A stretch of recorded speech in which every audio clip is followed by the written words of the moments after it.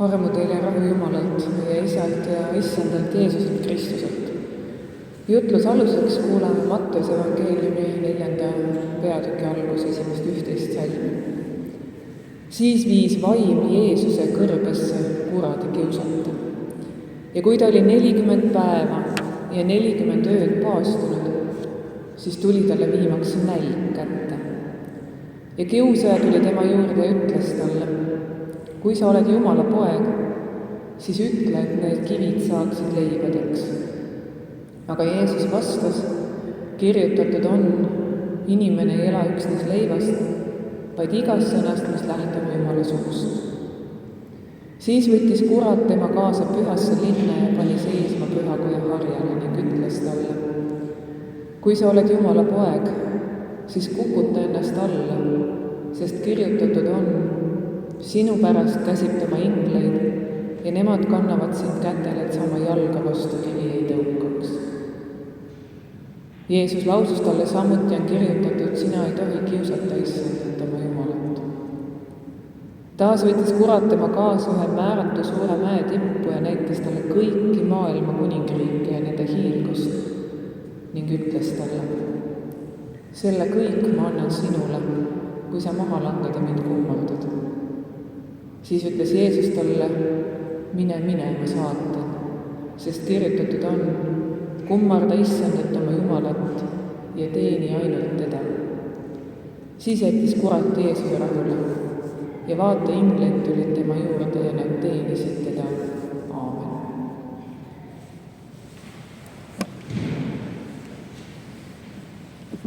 Nagu kuulda, siis täna pakub kirikukalender meile omajagu tekste kuradist. Et Vana Testament rääkis ühest kiusatusest ja nüüd kuulsime, võttis Jeesuse kiusatusest.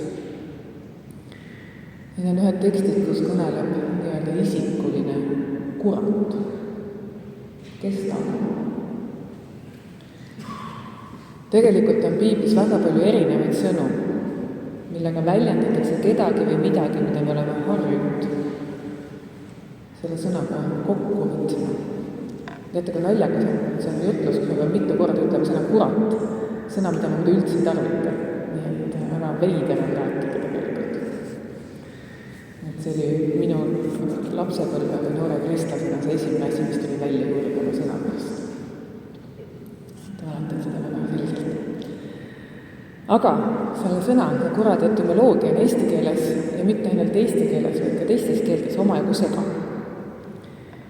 Kui me tahaks vaadata seda piibli kõnepruuki, siis lähemal oleks sõna saatan või šatan, mis tuleb siis algselt heebrea keelest ja mis siis heebrea keelest on kreeka keelde omakorda tõlgitud kui diabolos, mis otse tõlkes tähendab siis, ta tuleb sellisest nagu tegusõnast verbist diaballa, mis tähendab siis eemaldama või peale kaebama või ära võtma. Nii et see diabolos kui saatan oleks siis selline nagu pealekaebaja või nuhk. Ja kui vaadata siis, kuidas saatan on erinevates keeltes, siis just seesama see diabolosest tuleb just kogu selline meile tuntud inglise, hispaania kultuuriruum, eks ole, prantsuse keeles, aga seal kõik on just see nüanss sellel sõnal olemas. Ja piiblis on tõesti neid kohti väga erinevaid, kus siis vahel on selline tõesti nagu siin, nagu kurat tuleb ja räägib ja siis samas ütleb näiteks Jeesus ka Peetrusele tagana minust saatan. Ta kutsub Peetrust saataniks. Et selliseks, see saatan ongi selline kiusaja ja pealekaeba, urgitseja, Vanas Testamentis proovi, vaata, mis saab. Et selline arusaam, et kurat või selline puhta kurjuse kehastus, see on väga palju hilisem. Tegelikult tuleb meie kiriklikust traditsioonist, piiblis ei ole sellist lähenemist. Lisaks on meil traditsioonis palju lugusid, mida me ka piiblist ei tea, aga mida me tea, on palju räägitud, et saatan kui langenud ingel näiteks. Või siis vastupidi, et ongi ingel, kellele Jumal on andnud selle ülesande sina pead nuhkima inimeste järgi, see on sinu roll. Et see on nagu antud ülesanne mingis mõttes. Nii et väga keeruline on aru saada, et mis see siis on tegelikult, et kes see saatan või kurat on. Nii et ka piiblit lugedes tõenäoliselt tuleb nagu huvitav jälgida, et millisest saatanast või kuradest parasjagu juttu on. Nii et eks seda lõplikku tõde ongi keeruline välja selgitada, et võib-olla ongi vaja mõtiskleda sellest kui hästi mitmetahulisest kujust, erinevatest vaatenurkadest ja kiusatustel. On paastuaeg ja paljud inimesed kindlasti on võtnud endale paastuajaks kas millestki loobumise või mingi asja, mida teha. Pärast kohvilauas võiksime mõtteid vahetada selle üle, kes siis kuidas seda paastuaega on mõtestanud. Lõuna-Eesti piiskop Marko Tiitus kutsus üles lugema Toomas Pauli raamatut Kõige eest ma tänan sind. Kuna see oli mul järjekorras, siis ma võtsin ta vahele koos mitme teise raamatuga, mis mul pooleli on. Et iga päev siis natuke lugeda kõige esimene lugu. Siin Toomas Paul räägib sellest, et me ei saa Jumalast aru, kuna me oleme nagu väikesed lapsed, kes on õppinud ära mingid sõnad, aga nad ei saa tervikust aru. Et see nagu vanemad räägivad millestki ja sa kuuled nagu tuttavaid sõnu. Või natuke nagu nüüd Saarana on talking about you a little bit. Nagu ta ütles, et toredasti, et ta otsib eestikeelseid sõnu siin teenistusel need ära tunne. I was just talking about how you find Estonian words here in our service. And it's a little bit like when we're talking about God, we don't understand it fully, but we understand few words, bits and bits. Nii et me nagu õpime uut keelt, oma vaimulikku keelt. Ja mulle tundub, et kurat on üks selline sõna. Et me nagu, okei, on sõna, mis see tähendab? Mis see siis on? Et me oleme endale kõik loonud mingi definitsiooni, aga mida Jumal sellega meile tegelikult öelda tahab, kas me sellest ka päriselt aru saame? Ei tea. Üks mõte veel, et vahel öeldakse, et kui kurat tegutseb kellestki või näiteks, et ma ei saa midagi teha, kuradi tegu minus. Et see on see koht, kus mulle tundub, et me nagu anname vastutuse endast ära. Et me nagu tahame, et keegi teine oleks süüdi selle ees, mida mina teen. Et natukene ka, kui meil on selline isikuline kurat, siis on õudselt hea öelda, et tema tegi. Aga kas me siis ise ei käitu samasugusele? Et kui me talle paneme selle peale, kus on kurja juur. Nii, aga veel selle tänase teksti juurde natuke tagasi. Sest ikka kogu sellest tekstist tuleb väga palju erinevaid küsimusi või mõtteid. Esimene küsimus, mida ma ka lugesin mingitest kommentaaridest, on see, et kuidas see lugu kirja sai. Et see oli minu jaoks huvitav küsimus, ma polnud kunagi mõelnud selle peale parem, et mitte keegi ei näe pealt. Jeesus ja saatan, kahekesi. Kas ta rääkis, kas Jeesus rääkis seda lugu kellelegi? Siis tahaks kohe teada, mis kontekstis ta rääkis, kellele ta rääkis. Aga sellele küsimusele ei saagi vastust. Ma tegelikult ei tea, kuidas see lugu meeni jõuab. Teiseks seesama sarnasus täna kuuldud Vana Testamendi kohaga. Võime öelda, et Jeesus kuulus Aadamit, et okei, Aadam tegi Eeva pooltööd ära, et Jeesus oligi lihtsam.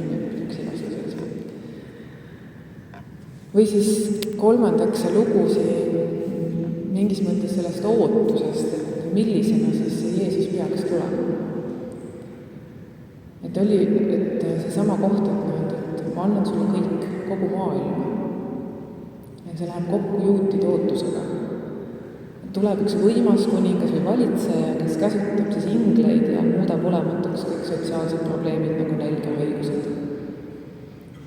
Tee kividest leiba, valitse kõige üle. Aga Jeesus ei tule sellisena. Vastupidi, hoopis teistmoodi tule. Neljanda küljega on see, et kuidas Jeesus veel vastab, kirjutatud on. Ei isegi saatanid, aga kirjutatud on. Selline piibelteoloogiline vaidlustamus. ja mulle tundubki, et see näitab siin seda, et Jeesus tulebki sellesse samasse loosse, sellesse samasse narratiivi, mis oli juba olemas. Aga ta on selle loo järgmine samm. Ta pidi tulema just siis ja praegu ja just sellisena, nagu ta tuli. Sest oma tulemisega pidi ta näitama uut lahendust. Ja see oli hoopis teistsugune kui see, mida oodati. Aga see oli selline, mida oli vaja. Nii et tegelikult, kui seda lugu lugeda, siis võib-olla on küsimusi ja on vastuseid ja vahepeal on ühtesid rohkem ja vahepeal teisi. Ja mulle tundub, et see on jälle seesama Toomas Pauli mõte, et on nagu sõnad, on tükid, aga terviku kokkupanemine võtab aega. Küll aga me võime mõtiskleda, mida need küsimuse kohad meile siis meie kohta ütlevad või millised teie otsa nad meile kätte juhatavad, et edasi minna. Lihtsalt käsi laiutad ja öelda, et ma ei saagi aru, aga sellest pole ka kasu. No näiteks võib küsida, et kuidas meie täna mõistame kurjust. Ja kas me oskame märgata seda, kui me ise oleme kurjuse põhjustajad? Kuidas me mõistame üldse kiusatust ja millised on meie elu praegused kiusatused? Millist Jeesuse päästet me täna siis paastoajas ootame? Ja kas me päriselt oleme valmis, et see tuleb läbi risti surma? Või äkki me ikka veel loodame, et seekord tuleb tuleda ja viledada? Ja kuidas me näeme traditsioonist pärit küsimusi tänases valguses? Kuidas me tõlgendame seda? Kirjutatud on. Nende küsimustega tahaks selle ütluse lõpetada, aga kuna muuhulgas Naatan on nüüd korduvalt õpetanud, et evangeeliumiga tuleb lõpetada, tohi inimestele küsimusi, siis ma võtan oma õpetaja Toomas Pauli appi ja lõpetan tema sõnadega. Jumalal oleks meile veel palju öelda, aga meie saame vaid piskust aru. Kõigepealt ongi vaja õppida kannatlikkust ja usaldust tema vastu.